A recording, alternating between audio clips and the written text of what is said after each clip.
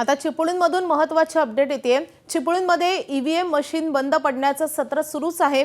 चिपळूण कळवंडे येथे अजूनही मतदानाची प्रक्रिया सुरू झालेली नाहीये। मांडकी, आगवे, सावर्डे, कासारवाडीमध्ये ईव्हीएम मशीन बंद पडलेले होते। गुहागरमधील बोऱ्या इथेही ईव्हीएम मशीन बंद पडलेले आहेत आणि त्यामुळे अनेक ठिकाणी मतदानाची प्रक्रिया ठप्प झालेली आहे आणि अजूनही ती मतदानाची प्रक्रिया सुरू झालेली नाहीये, कारण अजूनही हे ईव्हीएम मशीन बंद आहेत। तर चिपळूणमध्ये कळवंडे इथे अजूनही मतदानाची प्रक्रिया सुरू झालेली नाहीये। त्यासोबतच मांडकी, आगवे, सावर्डे आणि कासारवाडी या ठिकाणीही ईव्हीएम बंद पडल्याच्या घटना घडलेल्या होत्या। गुहागरमध्ये बोऱ्या इथेही ईव्हीएम मशीन बंद पडलेलं होतं आणि त्यामुळे मतदारांचा मोठा खोळंबा झाला होता। एबीपी माझा, उघडा डोळे बघा नीट।